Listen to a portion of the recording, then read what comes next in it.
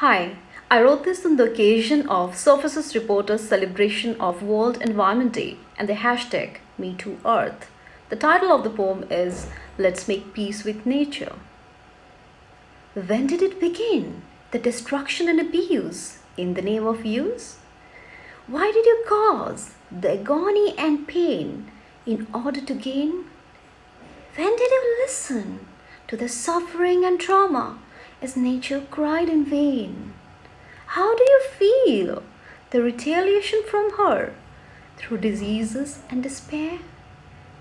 Where is your money, the pride and power to buy clean air? Can your fame give you health in return? Think. Can your success give life back to the loved one? Can your connections give you freedom to breathe free anywhere?